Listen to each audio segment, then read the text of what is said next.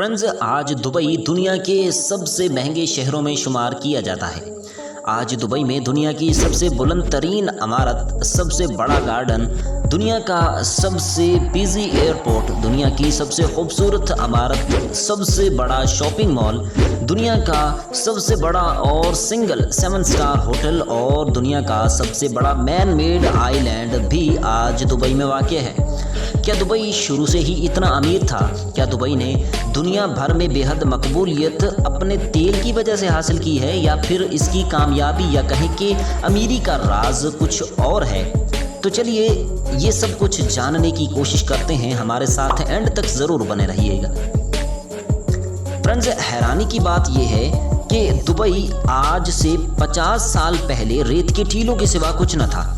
Dubai में किसी किस्म की कोई टेक्नोलॉजी भी मौजूद नहीं थी, लेकिन अपनी जद्दोजहद और मेहनत के साथ आज दुबई 130 से भी ज़्यादा गिनीज वर्ल्ड रिकॉर्ड का होल्डर है। अब बात कुछ यूँ है कि साल 1960 में दुबई का पहला एयरपोर्ट बनाया गया, जिसे उस वक्त के दुबई के प्राइम मिनिस्टर शेख राशिद बिन सईद अल मखदूम ने बहुत बड़ा लोन लेकर बनवाया था। अगर देखा जाए तो दुबई की असल तरक्की की शुरुआत तब हुई जब शेख राशिद बिन सईद अल मखदूम 1958 में दुबई के प्राइम मिनिस्टर बने। शेख राशिद बिन सईद अल मखदूम शेख मोहम्मद बिन रशीद अल मखदूम के वालिद थे। ये वो दौर था जब दुबई में तेल नहीं निकाला जा रहा था। शेख राशिद बिन सईद अल मखदूम ये बात अच्छी तरह जानते थे कि अगर वो अपना सारा ध्यान तेल पर लगाते हैं तो वो तरक्की में दूसरे मुल्कों से पीछे रह जाएंगे। इसलिए उन्होंने अपना ध्यान तेल से हटाकर इन्वेस्टमेंट पर लगा दिया। इसके लिए उन्होंने बैरून ममालिक से बहुत बड़े बड़े लोन लिए और दुबई में प्राइवेट कंपनियों में पैसे इन्वेस्ट करना शुरू कर दिए। इन कंपनियों ने दुबई में बिजली की लाइंस, टेलीफोन सर्विसेज और बुलंद तरीन इमारतों के बनाने का काम शुरू कर दिया। यहाँ तक कि शेख राशिद बिन सईद अल मखदूम ने इसी लोन में से ही दुबई के पहले एयरपोर्ट की बुनियाद रखी। सिर्फ 1 साल के अंदर ही ये एयरपोर्ट बनकर तैयार हो गया और आज ये एयरपोर्ट दुबई इंटरनेशनल एयरपोर्ट के नाम से दुनिया भर में बेहद मकबूल है और इसे दुनिया के सबसे बिजी एयरपोर्ट का नाम भी दिया जाता है। इसके साथ ही दुबई को इंटरनेशनल टूरिस्ट के लिए खोल दिया गया। दुबई की कामयाबी और अमीरी की सबसे बड़ी वजूहात में से एक है जाफजा फ्री जोन। नाजरीन, फ्री जोन एक ऐसी जगह होती है जहां पर बैरून ममालिक की कंपनियां आती हैं और आकर व्यापार करती हैं और अपनी कंपनी को मज़ीद बढ़ाने के लिए कोशिश करती हैं। देखते ही देखते दुबई के इस फ्री जोन के लिए सैकड़ों कंपनियां इकट्ठी हो गईं। इन कंपनियों को दुबई में लाने के लिए शेख राशिद बिन सईद के बहुत बड़े बड़े इक़दामात सामने आते हैं, जैसा कि इन कंपनियों को टैक्सेस में छूट देगी, दुबई की ओनरशिप भी दी गई। इसके अलावा और भी कई सारी ऑफर्स देकर इन कंपनियों को इस कदर मजबूर कर दिया गया कि वो दुबई में आए बगैर नहीं रह सकी।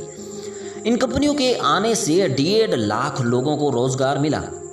इस फ्री जोन की वजह से दुबई की तरक्की की रफ्तार एक खासे लेवल पर पहुंच चुकी थी।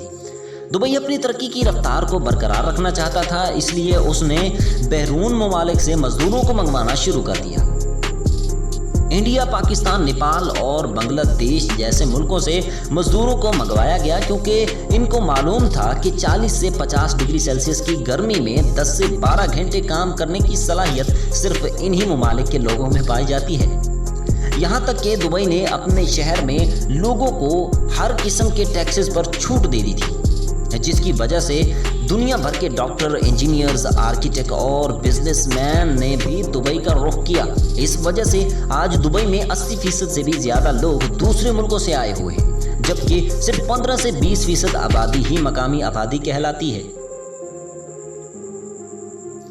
दुबई की कामयाबी की स्पीड तो पहले से ही काफ़ी तेज़ थी।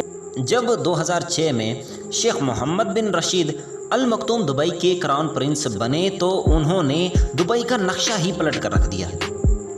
दुबई में दुनिया की सबसे बुलंद तरीन इमारत यानी बुर्ज खलीफा, दुनिया का सबसे बड़ा मॉल यानी शॉपिंग मॉल दुबई मॉल के नाम से, और दुनिया का सबसे बड़ा मैन मेड आइलैंड यानी पाम जुमेरा और सबसे बड़ा गार्डन बिरकल गार्डन को बनाकर दुबई की तरक्की को 4 चांद लगा दिए।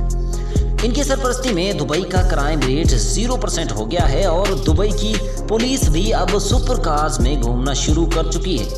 اگر کوئی بھی شخص وزٹ کرنے کے لیے کسی ملک میں جانا چاہتا ہے تو سب سے پہلے اس کے ذہن میں نام دبئی کا ہی آتا ہے، کیونکہ دبئی میں شیخ محمد نے اتنا کچھ بنا دیا ہے کہ ٹورسٹ کسی دوسرے ملک کے بارے میں جانے کے لیے سوچ بھی نہیں سکتے۔ تو دوستو، یہ تھی آج کی اپنی چھوٹی سی انفارمیٹو ویڈیو۔ امید ہے آپ دوستوں کو میری یہ کوشش ضرور پسند آئی ہوگی۔ ملتی ہیں نیکسٹ ویڈیو میں، اپنا بہت سا خیال رکھیے گا۔ اللہ حافظ۔